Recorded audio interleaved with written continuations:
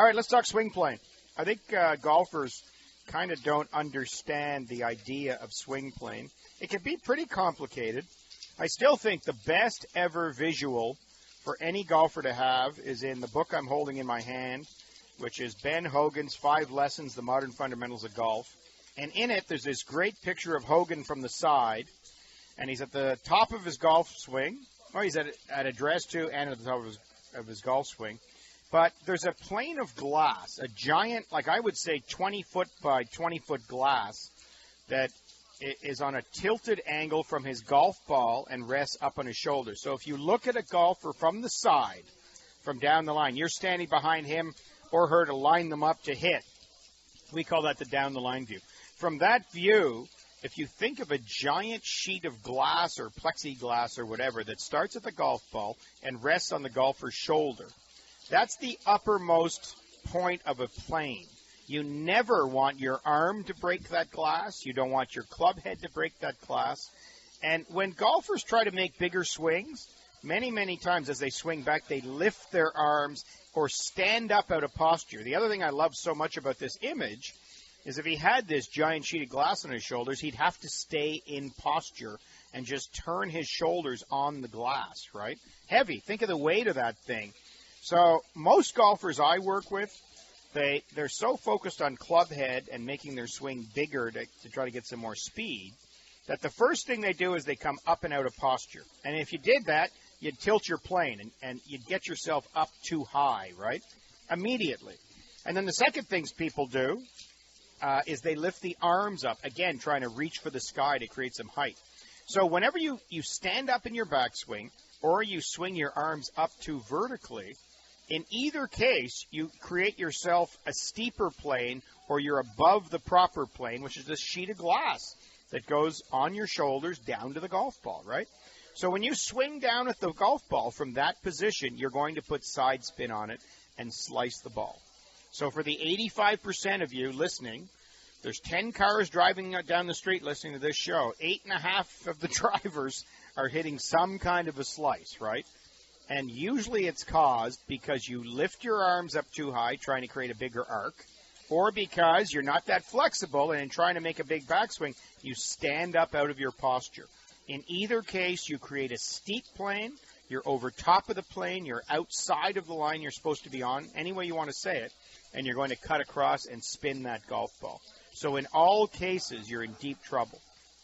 Now, here's what should happen, right? The golf swing is a blended motion between body rotation. You stay in posture, you turn your chest back, you keep your legs beneath you flexed and athletic, and you wind up like a giant spring. So you turn your body and you swing your arms up.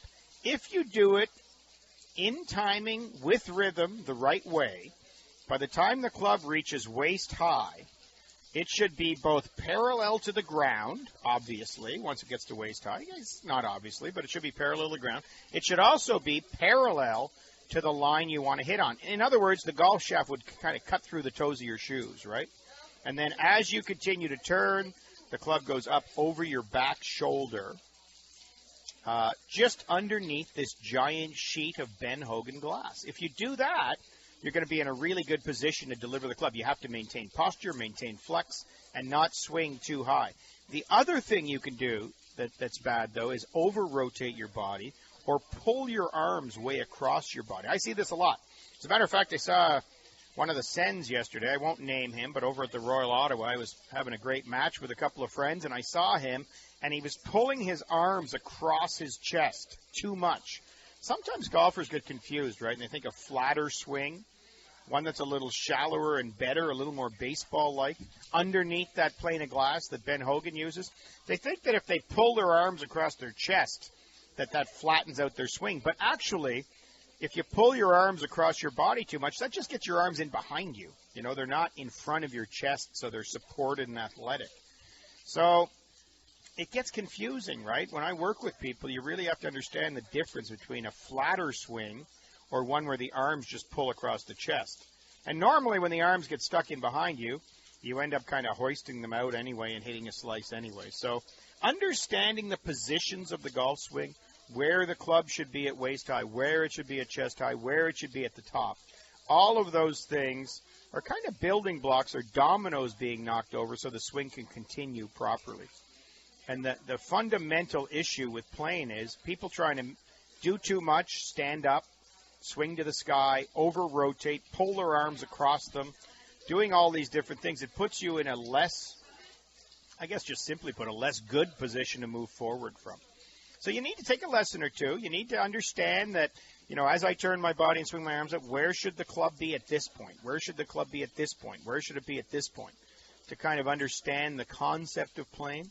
But if you just had that giant sheet of glass, imagine from the top of your golf ball resting on your shoulders, and then you stayed in posture because of the weight of that glass and just turned back and turned through, you'd be a much better golfer than the guy who lifts up and stands up and gets too steep. That's really important stuff. Ben Hogan says here, in the backswing plane, this is right over his book, as seen from a top side view, at the top of the backswing, your lead arm should incline at the exact angle of the plane of glass. The arms brush against the glass pane. So he's kind of explaining. There's a great visual in that book, too. If you've never read it, you really should do yourself a favor and read it. It's called 5 Lessons, The Modern Fundamentals of Golf. All of us golf nuts know it's the Bible of golf teaching. Came out in 1957. And incredibly good, and this is really early, everybody, but incredibly good stocking stuffer, little birthday gift, add on to a gift or whatever. Buy a person a lovely little merino sweater for fall and then throw this book on top of their gift. It's like that little, or bring it to golfers instead of a bottle of wine to a dinner party, because you can't not be intrigued by things that Ben Hogan had to say. He was a genius. He was a Leonardo da Vinci of golf for his time. So very cool. All right, that's your Jubilee Fine Jewelers lesson of the week. If you have any more questions on swing plane, you can email me, kevinh@kevinhaime.com, with those questions.